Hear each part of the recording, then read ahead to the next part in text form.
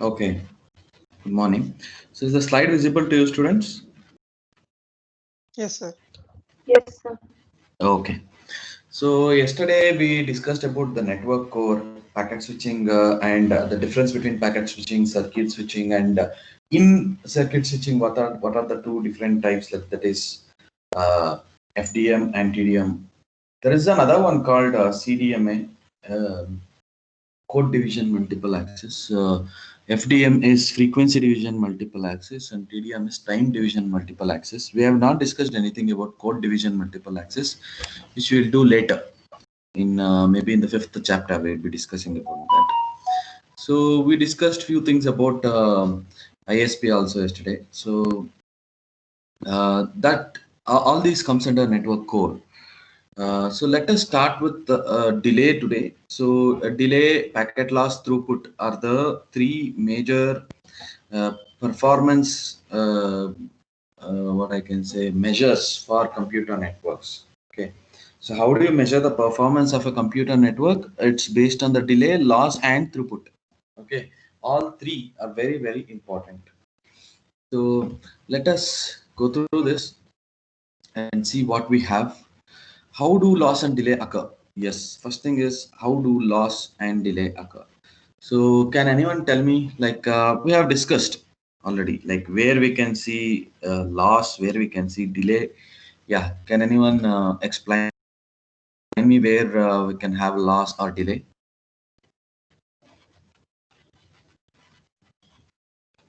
When the So cable when length is more than the 100 meters. the arrival rate is more than the dispersal rate.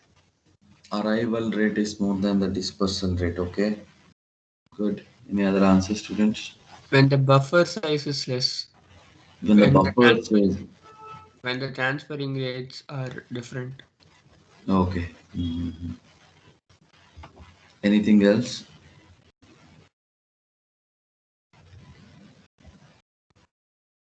Okay, you can see here packet queue in router buffer. So why? Why packet queue will happen in the router? You can see there are two systems A and B transferring packets to this router at a time. Okay, and this router has to process it. Process in the sense it has to open the header and check what is the destination address, and based on the destination address, it has to put into a particular link. There might be another link here. There might be another link here. This is one more link. These are the incoming links. So basically the router has to decide where it has to put, either here or here or here.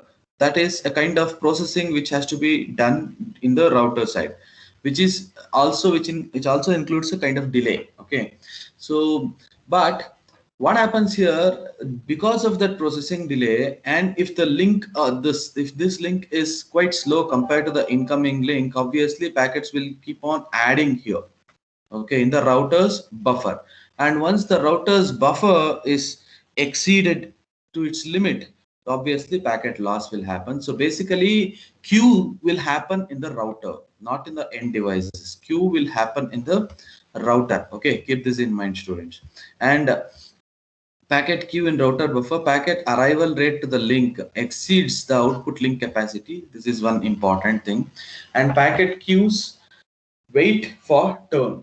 Okay, packet being transmitted, packet queuing delay, transmission delay will be there, queuing delay will be there. So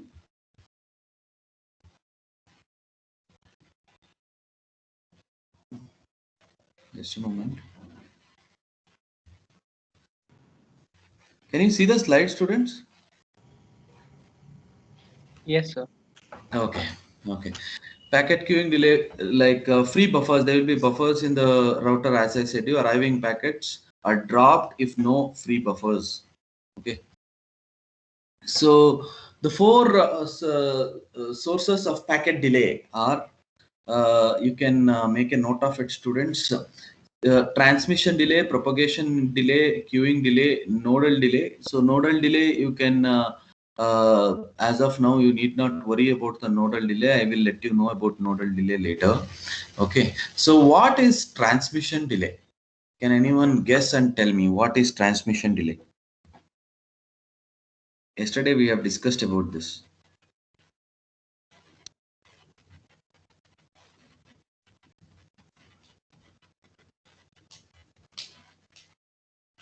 Any guess, students? Am I audible? Yes, sir. Okay, see, I told you a packet, a complete packet has to reach this router for the router to forward it. Okay, for example, this packet, what you see here is traveling from A to this router.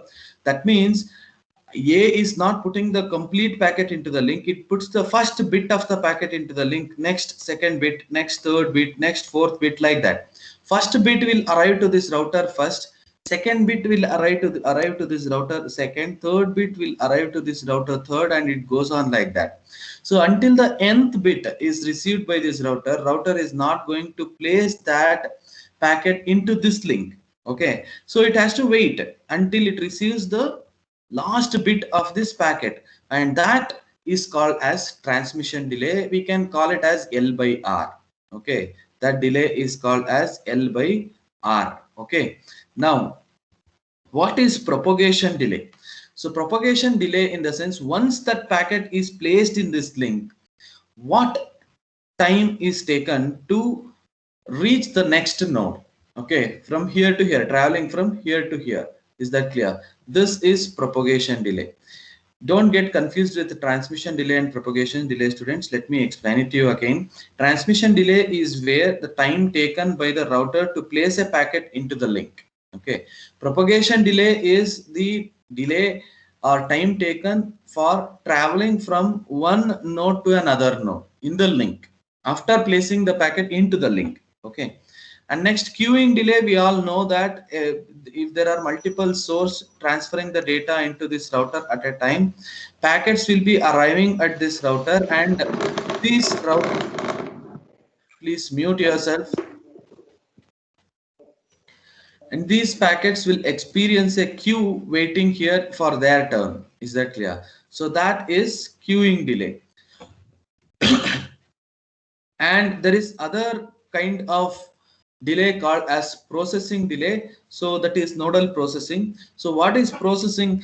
Here the packet has to be opened. When a packet is received by the router, it has to open the packet header first and then find out to which exact interface it has to forward it. Okay, so that time for like accessing that packet's header and deciding, taking a decision, all these delay is called as nodal processing delay. Okay, so the complete delay, we call it as nodal delay.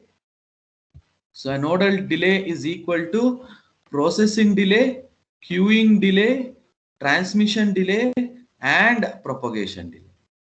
So first comes is processing delay, because whenever a packet is received, before putting it into the queue, it has to get processed. Why? Because every interface, say for example, there is an interface here, there is an interface here.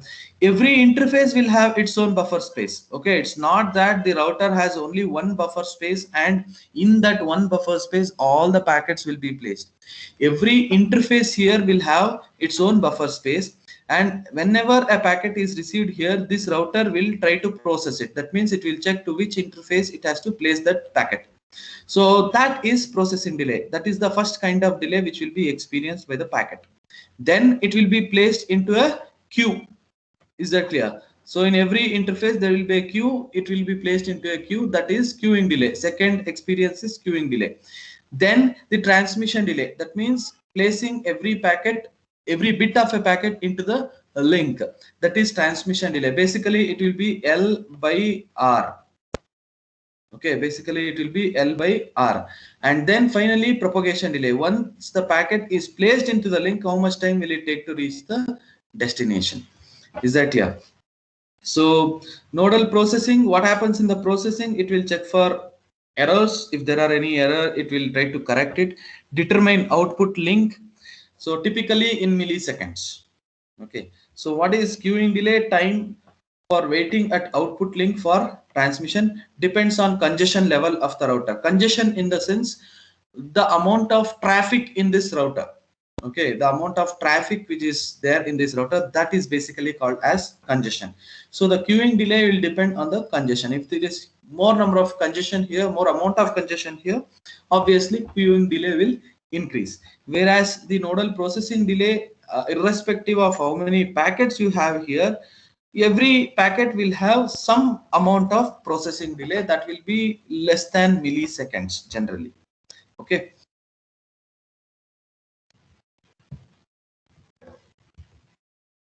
So what is transmission delay? So it is L by R. I have already explained you what is transmission delay. And finally propagation delay is D by S. D is length of the physical link. This is the length of the physical link.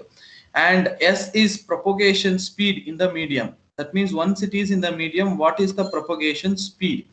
Is that clear? So your propagation delay is defined by D by S. Is that clear? D is length of the physical link and S is the propagation delay. Is that clear, students? So keep this in mind. These are the 4 different types of delays which are very important, and every packet will definitely experience these kind of delays. Okay.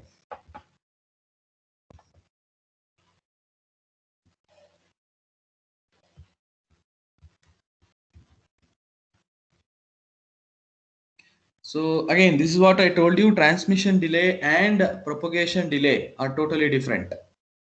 Okay, students.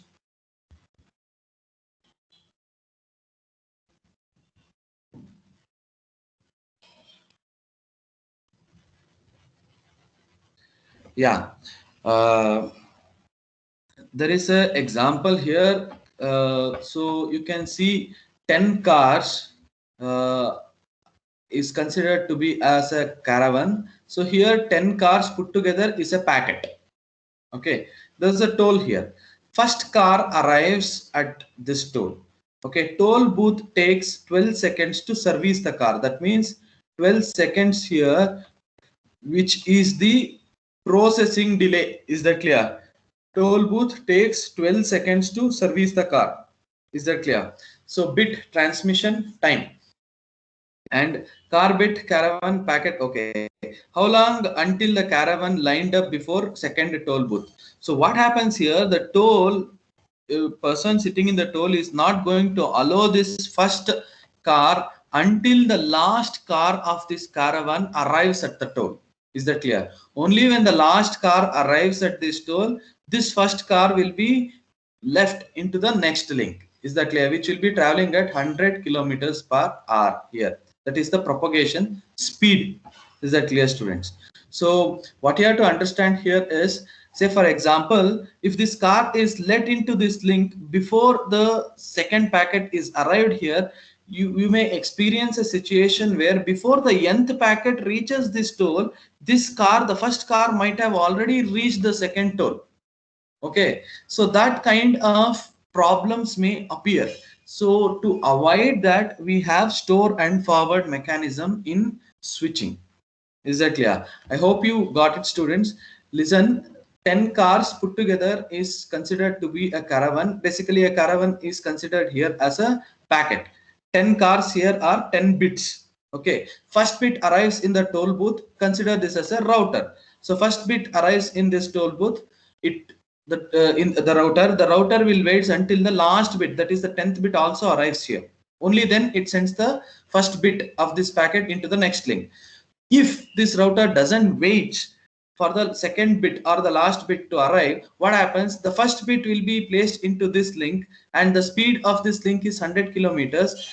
By the time this last bit arrives to this router, first bit might have already reached the second toll booth. Is that clear? So you can see here, time to push entire caravan through the toll booth onto highway is 12 into 10. Is that clear? 120 seconds, because 12 seconds is required to service a car.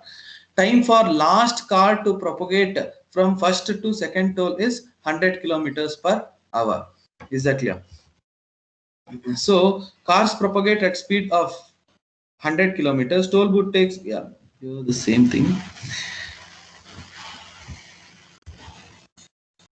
Suppose cars now propagate at 100 kilometers per hour, and suppose toll booth now takes 1 minute to service the car. What happens in that case? If it takes 12 seconds, fine, there will be no problem. But if the toll booth takes 1 minute to service a car, will cars arrive at second booth before all the cars service at the first booth? Yes. After 7 minutes, first car will arrive at the second booth, 3 cars still at the first booth itself, which will create a problem. Is that clear, students? So that's the reason why this booth will wait until the last car also arrives at this toll booth. Is it clear, students? Is this caravan analogy is clear to you to understand the transmission delay and propagation delay?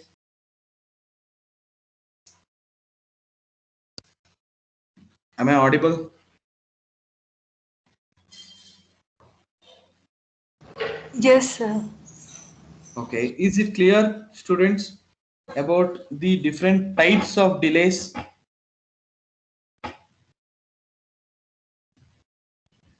Any question? Now shall we move to the next slide?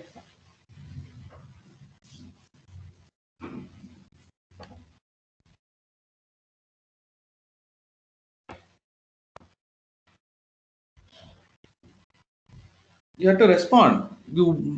Is it understood or not? Yes, sir. Okay, great. So we'll go to the next slide. These are the 4 different types of delays. That is processing delay, queuing delay, transmission delay, and propagation delay. Transmission delay is L by R. Propagation delay is, what is the equation for propagation delay, students? Sir, the length of the link divided by speed. Yes. You have to say propagation speed. Okay. Yes, sir. Okay. So queuing delay, let's see how to avoid it. So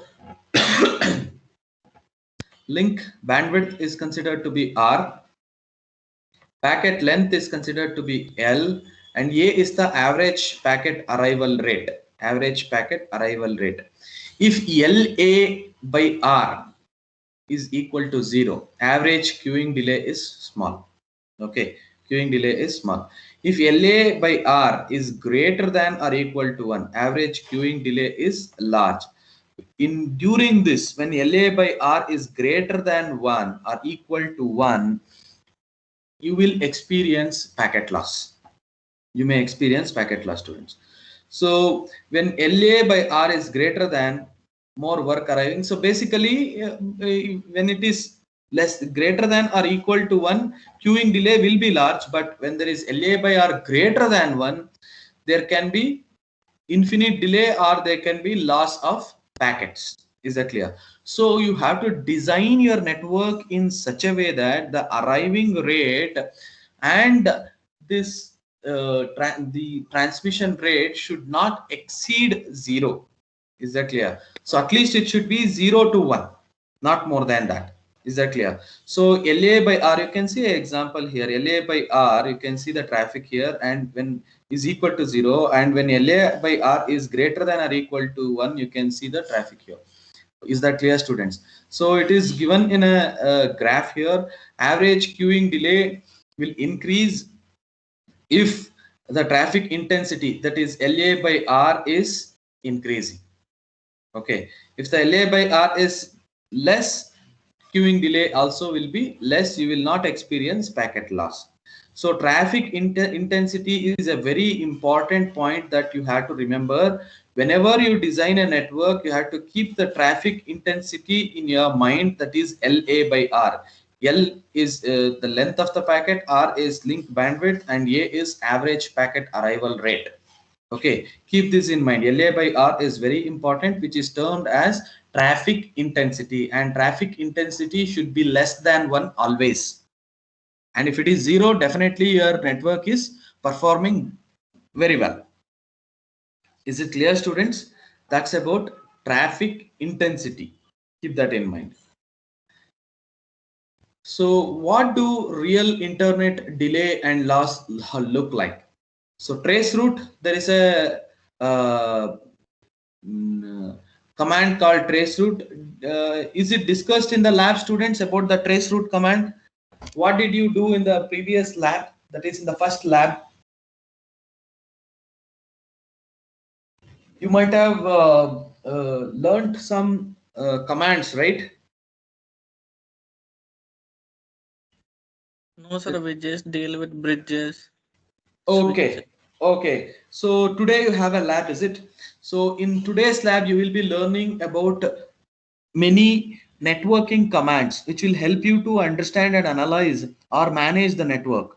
Okay. So trace route is a command where which provides delay measurement for source to router along end to end internet path towards destination. Is that clear? So trace route, say for example, you will put a command trace route www.google.com. When you run that command, what happens? A ICMP packet will be sent from your system to the Google server. Okay, and it will figure out what are the intermediate routers and what kind of delay is there in those routers. If there is huge delay, what's going to happen? Everything you can, it is a live update what you get. Is that clear? Trace route space www.google.com or www.facebook.com, any website or any server. If you want to reach, you can just type after the trace route command, so you can observe through which routers it follow and what are the delay parameters in those routers. Okay, so you can see here, after using this command, what happens? Sends 3 packets that will reach router I on path towards the destination. Router I will return packets to the sender. Sender times interval between transmission and replay. Okay, we will see this with this command. We will see in the we will try to work with this command in the lab today. Okay.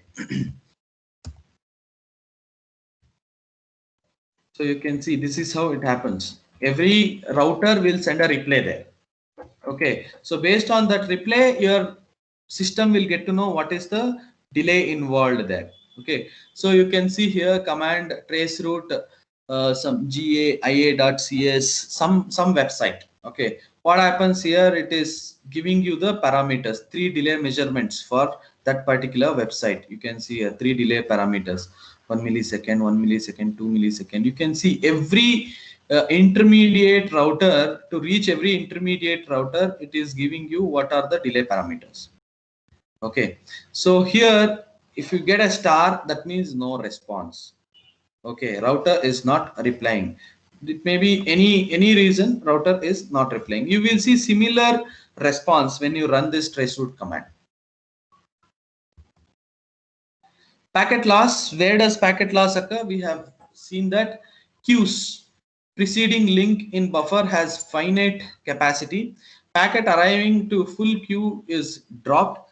Last packet may be retransmitted by previous node by source end system or not at all. So basically, if you are working with a reliable network, packet, once there is a packet loss, packet will be retransmitted. If the network that you are working with is not reliable, definitely that packet will not be resent. Okay.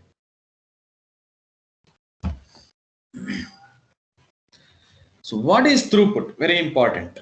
Okay, I told you the parameters to measure a computer network is delays, throughput, and packet loss. We have learned about delays. What are delays? We have learned about what is a packet loss, and the last one is throughput. Throughput is what? The rate at which bits transferred between sender and receiver. Is that clear? Throughput is the rate at which bits transferred between sender and receiver. There are 2 types of throughput: instantaneous throughput and average Throughput instantaneous is rate at a given point in time. Say for example, I have to calculate the throughput here. Okay, that is instantaneous. Average is rate over longer period of time. That means when a packet starts from here and arrives at here, I will find out what is the throughput, because it will cross multiple links there. Is that clear? That is the average throughput. Instantaneous is throughput rate at which any point. Okay, server with files of f bits to send the client. Link capacity is rs bits. Link capacity is rc bits. What will be the throughput? Is that clear? What will be the throughput in this system? Throughput in this link is rc bits. Throughput in this link will be rs bits. But what will be the average throughput? We have to find out that. Let us see how to do that, how to find out. So server sends bits into the pipe. Please mute yourself. Pipe that can carry fluid at a rate of rs bits per second. Pipe that can carry fluid at rc bits per second. So rs, consider rs is less than rc. Rs is less than rc. You can see this pipe is smaller compared to this. What is the average end-to-end throughput? So generally rs will be the end-to-end throughput. The reason, because this is the minimum. So out of these things which have the minimum, I can say the transmission rate, that will be the throughput. Here out of rs and rc, rs is the minimum transmission rate. So rs will be the throughput. So you can see what is the average end-to-end throughput here between rs and rc. Here rc will be the minimum throughput. Here rs will be the throughput. Is that clear? So bottleneck link. Yes, obviously this is a bottleneck link, because if you observe here, not this one. This is the bottleneck link, because the packets arriving rate here is high, because you can see the size of this rs is large and the size of rc is small. Packets arriving here with a higher force, whereas the intake is slow. Just consider it as two water pipes, whereas a larger water is coming from a larger pipe to a smaller pipe, obviously will face some kind of a delay here, whereas this is fine. Water coming from a smaller pipe to a larger pipe, obviously it flows without any problem. Here you may experience some problem, and this type of a link is called bottleneck link. Link on end-to-end path that contains end-to-end throughput. Okay, so let us see how do you calculate the throughput here.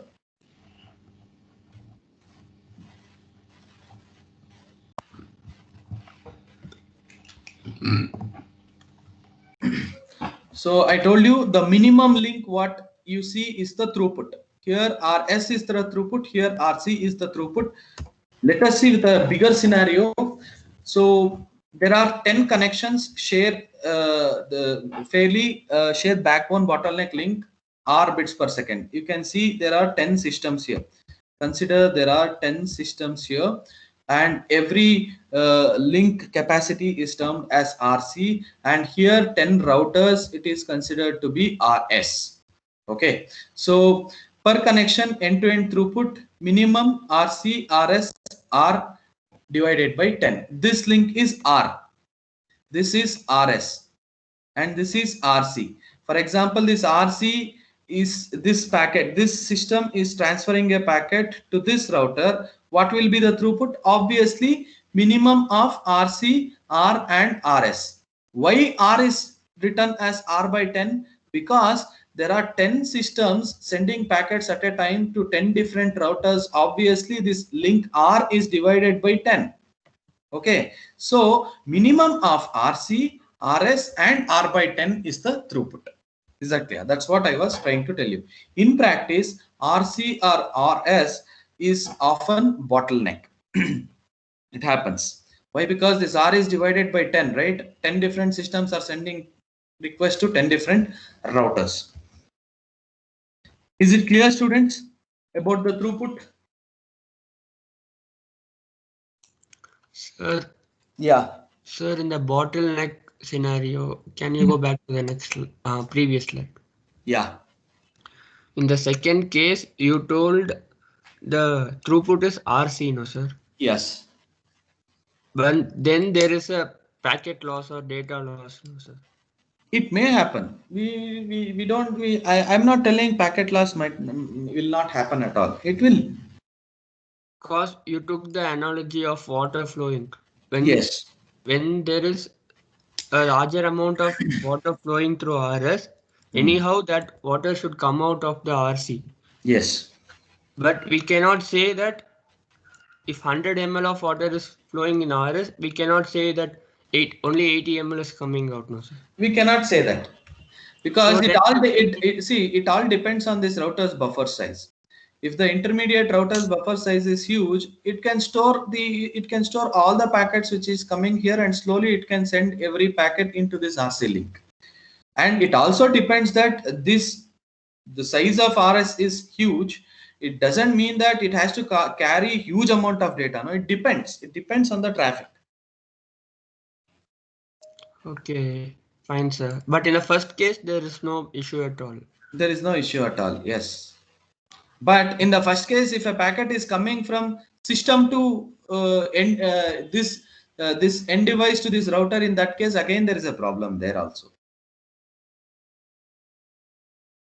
Right? Oh, sir, I didn't get that. Here, if the system is sending more number of packets from this way to this way. Oh, okay. Fine, sir. Okay. Clear, right?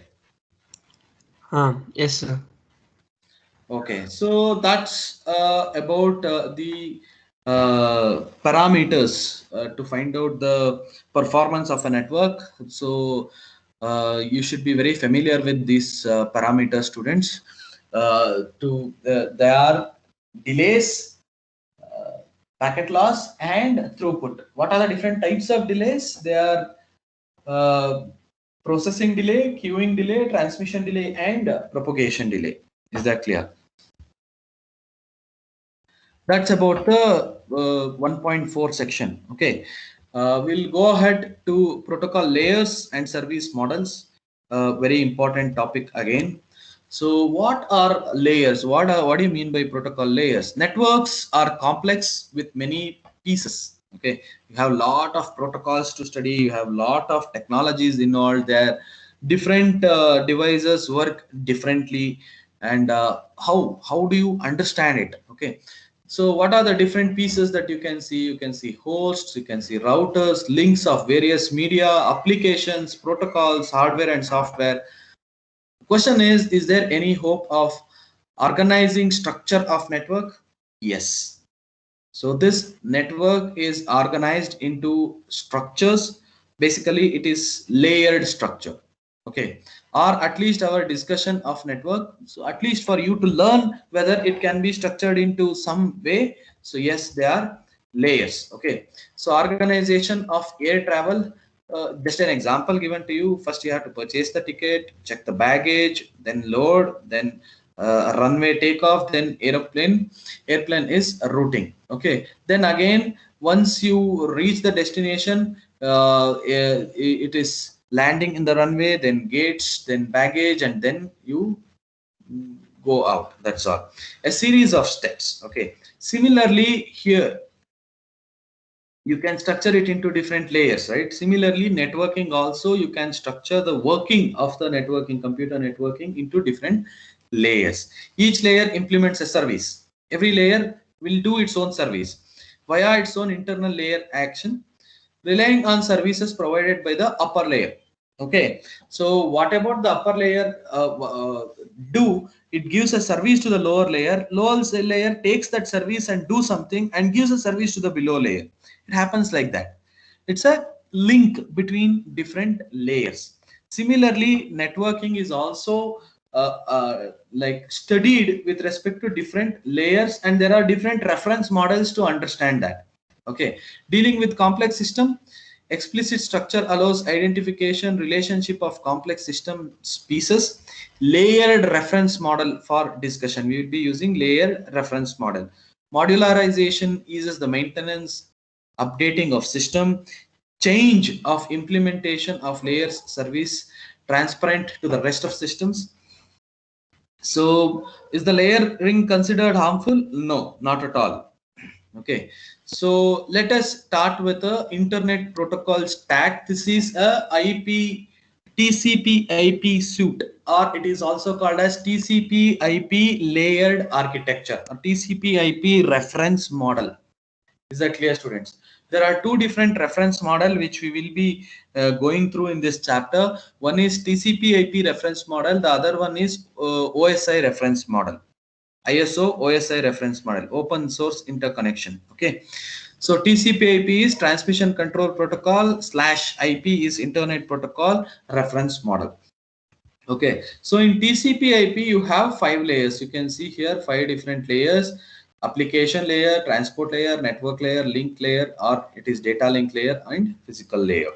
Okay, what does application layer do? Supporting network applications. Generally, we as end users sit in the application layer because we always use only applications. We are not directly connected to a switch or a router or any intermediate link. We are just connected to applications. Say, for example, I will open a browser, that is an application.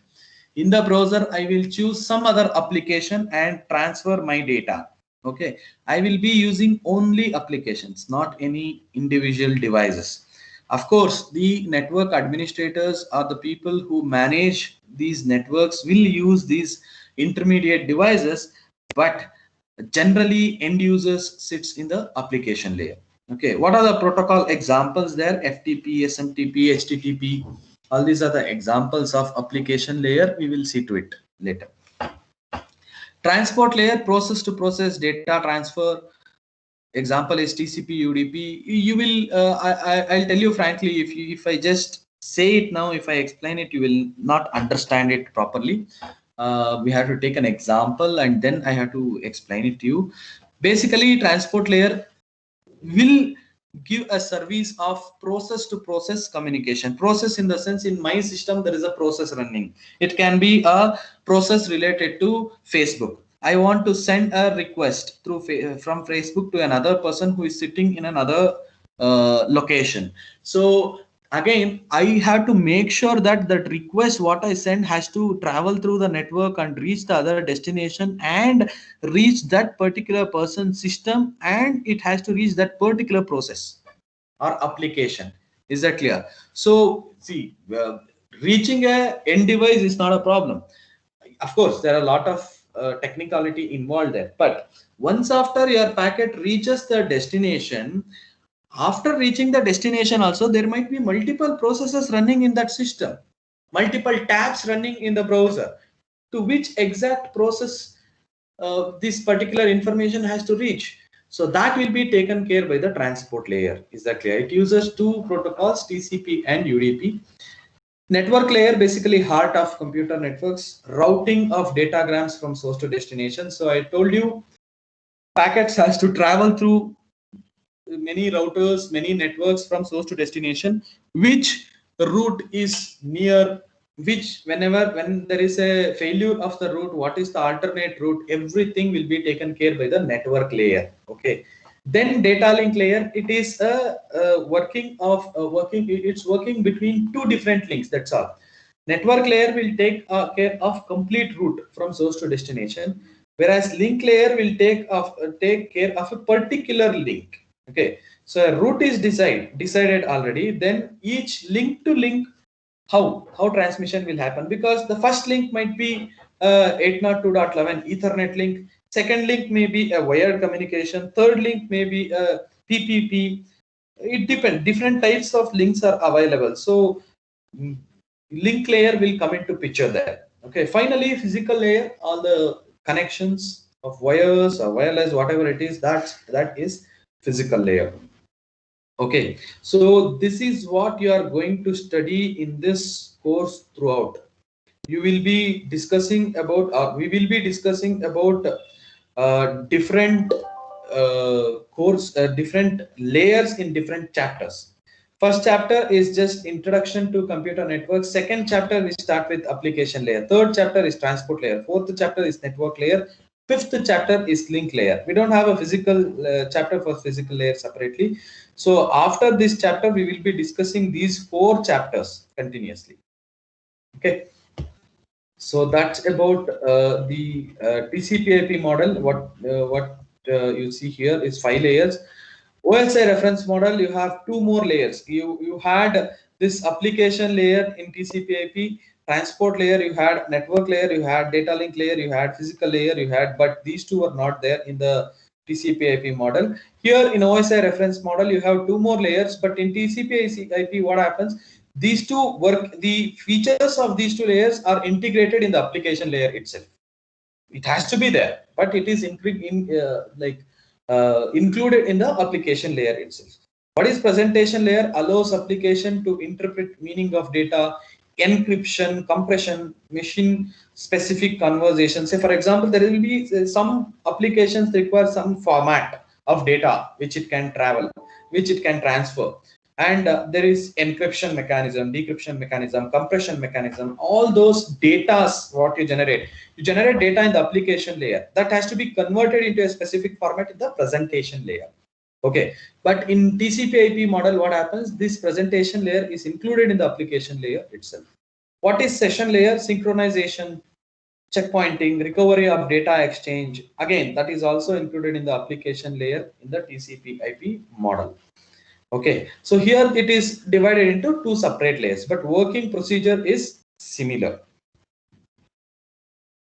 Internet stack missing these layers. So what are the 2 layers missing in the internet stack? Presentation and session layer. So, okay, encapsulation we'll start from the next class. We'll stop here as of now. So any questions, students?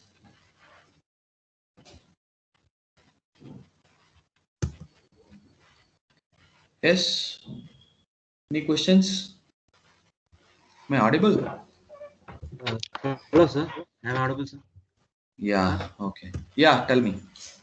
And in the transmission delay, you said if you have 10 bits, the first bit reaches the link, so it waits until the 10th bit coming now. Sir. Yes. So, but in the caravan analogy, as the first car passes, it goes to the second booth now. So it doesn't wait for the 10th. No, it doesn't go. It will be stopped there. It is a discussion, that's all. If you allow the first car to pass through the toll before the last packet arrives in that first toll, what happens? Generally, the first car might reach the second toll before the last car of that caravan reaches the first toll. You may experience that case. Okay, it was a discussion that this might happen. Okay. Yes, sir. Okay. Yes, sir. So, stop recording.